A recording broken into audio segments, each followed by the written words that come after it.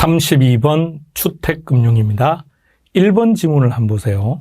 제일 뒤에 보면, 자, 이런 것도 여러분 답을 찾는 한 방법인데, 제일 뒤에 보니까 이러한 기능이 있다고 돼 있죠. 그러면, 자, A라고 하는 제도는 이러이러한 기능이 있습니다. B라는 제도는 이러이러한 기능이 있습니다. 그랬을 때 우리가 이러이러한 기능들을 외운다는 것은 일단 불편한 문제고 의미 없는 내용이에요. 왜냐하면 그런 기능들까지 파악하려면 엄청난 학습을 해야 되니까. 단순히 뭐 교과서를 보니까 기능이 있더라 외웠다? 아니요. 시험 보면 항상 벗어나니까. 자, 그럼 어떻게 이런 걸 접근하는 게 제일 좋으냐? 좋은 지문이면 옳은 지문입니다. 무슨 말인지 아시겠습니까? 좋은 지문이라면. 보세요. 1번. 주택금융은 주택자금을 조성하는 기능을 하고 자가주택 공급을 확대시키는 기능도 하고 나아가 주거 안정에도 도움을 주는 기능을 한다. 내용 자체가 좋죠. 그렇죠. 그러면 옳은 지문이라고 생각하시면 돼요. 이런 것들이 대체로 기능이죠. 그럼 생각해 보세요. 상식적으로. 어떠한 정책이든 어떠한 제도든 그 제도라고 하는 것은 긍정적 효과를 기대하고 하는 거죠. 그러니까 기능에는 순기능도 있고 역기능도 있겠죠. 그죠? 분명히. 근데 우리는 역기능은 그 역기능을 위해서 어떤 제도를 썼다? 그러니까 주택금융을 실시함으로써 결과적으로 대출을 많이 받겠죠. 그럼 대출을 많이 받게 되면 국가 전체적으로 본다면 결과적으로 가계부채가 너무 증가한다는 얘기죠. 그럼 가계부채가 증가하면 이자 부담 때문에 소비를 안 할 것이고 소비를 안 하게 되면 내소가 그만큼 위축될 것이고 그런 역기능은 분명히 있는 건 맞다고요. 자, 그런데 우리는 순기능을 보고 그런 제도를 쓰는 거지 역기능 때문에 그런 기능을 안 쓴다. 그건 말이 안 되죠. 그래서 1번 같은 경우 뭔가 이런 기능이 있다 그러면 딱 읽었을 때 이런 것들이 다 옳은 좋은 지문이면 그냥 옳은 표현이다라고 생각하시면 됩니다. 2번 주택 소비금융. 우리가 지금 하고 있는 게 24회 기출이죠. 아주 오래전 거죠. 오케이. 그러다 보니까 이런 질문들이 나온 거죠. 그러니까 이 문제 이후에 소비금융, 개발금융 이런 용어는 나온 적이 없습니다. 소비금융은 무주택자를 위한 것이고 개발금융은 건설업자를 위한 거예요. 따라서 소비금융, 주택을 구입하려는 사람이 대출받는 형태를 얘기합니다. 그래서 연결시켜서 가면 주택 소비금융이 확대가 되면 수요 증가, 주택 개발 금융이 확대가 되면 공급 증가 이래 됩니다. 동그라미 3번 LTV는 담보 가치를, DTI는 소득을 중심으로 대출하는 거죠. 4번으로 갑니다. 2차 시장이 맞다면 누가 나와야 됩니까? 투자자. 그런 말 안 보이죠? 누가 보입니까? 수요자. 다른 말로 바꾸면 차입자죠. 따라서 1차 저당 시장입니다. 그리고 또 하나의 키는 주택담보대출 시장이라고요. 2차 시장은 뭐라고 하죠? 공급 시장이고 1차는 대출 시장. 따라서 답은 4번 됩니다.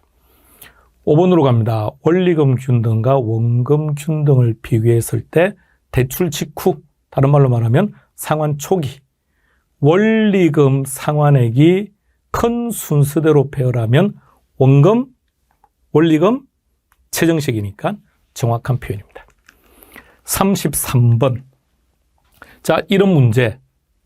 시험장에서 푸실 겁니까? 접을 겁니까?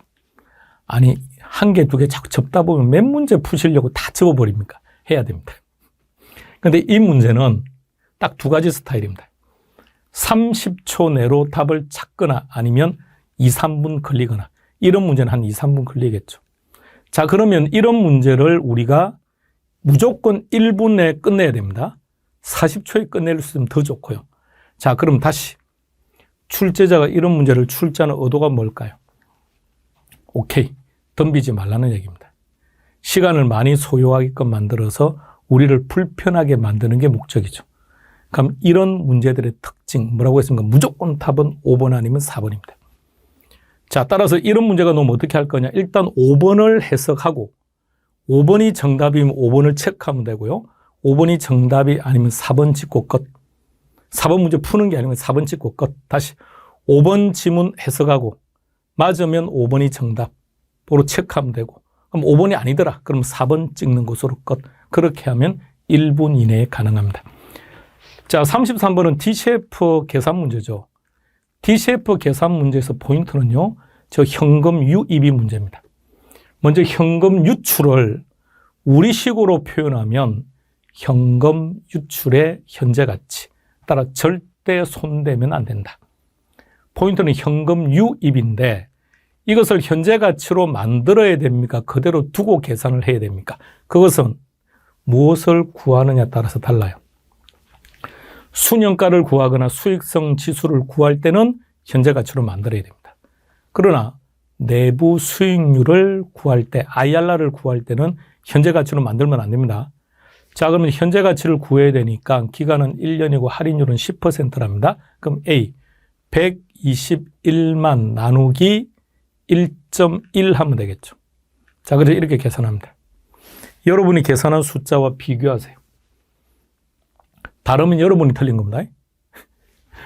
이렇게 했더니 어떤 분이 이 숫자가 좀 틀리대요. 이 숫자가 틀린 게 아니라 여러분의 숫자가 틀린 거예요. 자, 그 다음에. 근데 이제 먼저 이 문제부터 먼저 수익성 지수로 돼 있네요. 그럼 수익성 지수 구합시다.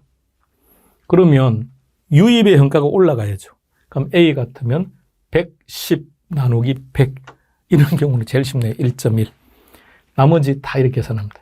자, 그리고 잘 봐요. 그리고 계산 끝마치고 난 다음에 5번을 먼저 갑시다.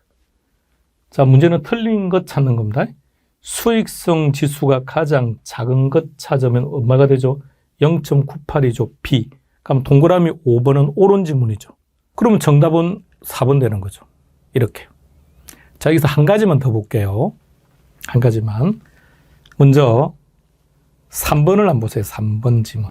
3번 지문.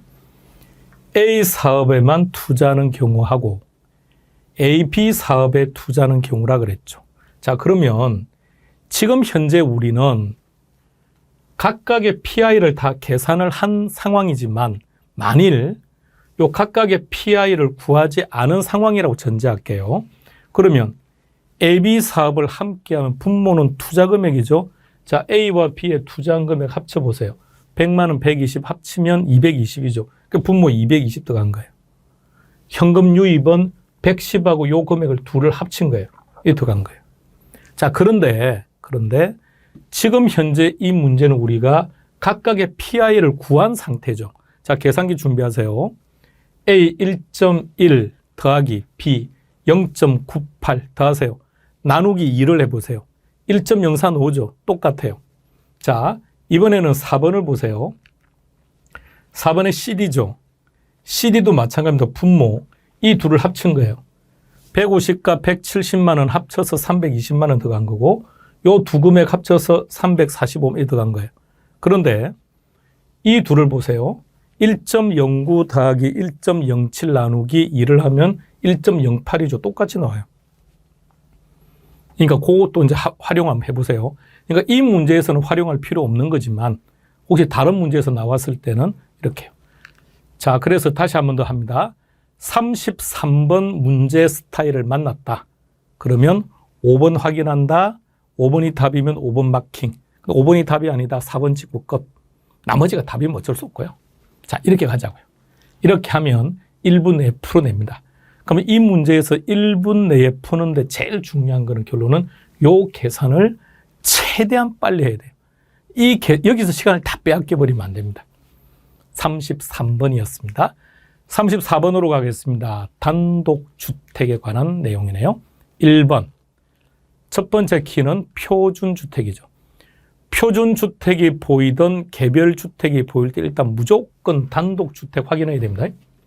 저 자리에 공동주택 들어가면 틀립니다. 자, 공시권자는 국장 좋습니다. 그 다음 시군구 부동산 안 되죠. 개별자가 붙었더라면 시군구 부동산 가격 공시위원회인데 개별자가 안 붙었으니까 중앙부동산 가격 공시위원회의 심의를 거친다 이렇게 나와야죠. 이 부분 때문에 1번은 X. 동그라미 2번 보세요. 일단 요 지세가 무슨 말일까요? 지세. 땅의 기운이 아니고요. 땅의 기운이 아니고 땅의 기울기. 기울기. 대한민국 대학들에서 상당수가 평지가 아닙니다. 그러니까 대한민국 평지에 대학 캠퍼스가 그렇게 넓은 공간을 확보하기가 어렵다고요. 그러다 보니까 대한민국은 상당수의 대학들은 지세가 가파릅니다. 어떤 대학은 상당히 가파른 경우도 있고요. 어떤 데는 평지도 있지만. 자, 그래서 지세는 표준 주택하고는 관계없죠. 내용 연수도 안 들어갑니다. 이 둘이 빠져야 되고요. 동그라미 3번으로 가보겠습니다. 표준 주택으로 선정된 주택이래요. 그럼 이 주택은 그 자체를 개별주택으로 보는 거죠. 따라 표준주택 가격을 개별주택 가격으로 본다. 정확합니다. 답은 3번 됩니다. 그러니까 다시 말하면 이거죠. 주택들 중에 단독주택들 중에 대표성을 지니고 있는 표준주택을 선정했죠. 이것을 가지고 개별주택 가격을 구할 거라고요. 그러면 표준주택 가격을 가지고 개별주택 가격을 구하는데 어차피 이 표준주택도 또다시 개별주택을 구하면 웃기죠. 자기 주택 가격을 가지고 자신의 주택 가격을 구하니까. 따라서 어떤 주택이 표준주택으로 선정이 되었다면 그 가격을 개별주택 가격으로 보겠다. 동그라미 4번으로 갑니다. 첫 번째 키는 개별주택 가격. 그러면 공시권자가 바뀌어야 되겠는데요. 시장, 군수, 구청장. 그럼 잘 봐요. 개별주택이니까 만약 이 자리에 개별 공시지가가 들어갔다면 신축 안 돼요. 그죠? 개별주택이니까 분할 합병 신축 좋습니다. 그리고 대통령이 정하는 날하고도 상관없고 아니면 6월 1일. 개별 공시지가라면 7월 1일이죠. 한 달 앞서니까 6월 1일. 하나도 빠뜨리지 마시기 바랍니다. 동그라미 5번. 5번은 이런 지문 자체가 존재하지 않아요. 법에 이런 말이 없습니다. 이렇게 바꿔야 됩니다. 답은 3번 됩니다. 35번 문제로 갈게요. 다음 중 표준지 공시지가를 적용하는 경우가 아닌 것. 딱 봐도 답 나오죠. 표준지 공시지가, 지가는 토지 가격인데 갑자기 개별주택 가격이 나와요. 따라서 답은 4번 됩니다. 36번으로 가겠습니다. 동그라미 1번 주택의 정의 그냥 풋해요. 체크한다면 여기까지. 공동주택, 공동으로 사용한다. 단독주택은 공동주택을 제외한 애고요. 비주거용은 주택을 제외한 겁니다. 그리고 적정 가격은 이렇게 정의합니다. 한번 딱 나왔던 표현인데 부동산 가격 공시에 관한 법률에서 용어 정의 있습니다. 용어 정의가 딱 한 번 나왔던 표현인데 적정 가격 암기는 하지 마시고요. 딱 보니까 뭐하고 비슷한 것 같습니까? 그렇죠. 시장 가격, 감칙에 나온 감정평가에 관한 규칙에 있는 그렇죠. 시장 가치와 같은 개념입니다. 37번 문제로 갑니다. 뭘 구하라고요? 감가수정액 또는 감가누계액. 그럼 첫 번째 매년의 감가액부터 구해야죠. 제조다로원가는 제시되어 있네요. 2억이라고. 잔존가치는 10%고요. 그럼 2천만 원 뺍니다. 경제적 내용수 50년으로 나누면 되겠네요. 자, 이제 감가누계액 구해봅시다. 경과인수가 몇 년이죠? 2009년에서 2014년이니까 5년 경과된 거죠. 그러면 360 곱하기 5. 따라서 답은 1802번 됩니다. 38번 문제. 포인트는 공시지가 기준법이라는 거죠. 그러면 보통 우리는 이제 이렇게 문제를 내면 이 전체를 자꾸만 갖다 쓰려고 하는데 그게 아니라 필요한 것만. 제일 중요한 게 뭘까요? 공시지가 기준법에서 뭘 안 한다고요? 오케이. 사정보정하지 않는다. 사정보정하지 않는다. 첫 번째는 비교 표준지가 필요하죠.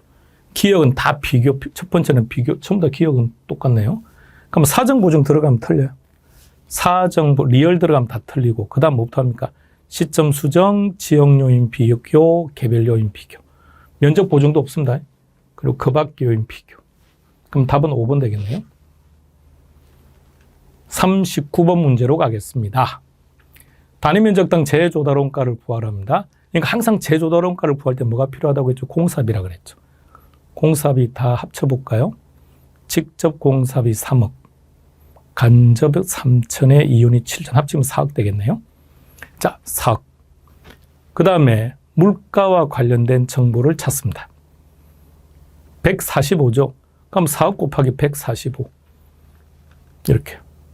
5억 8천, 이게 제조달 원가입니다. 근데 왜 보기에 답이 없을까요? 오케이. 문제를 보세요. 단위 면적당. 그러니까 저 단위 면적이 빠지면 이 5억 8천이 답이에요.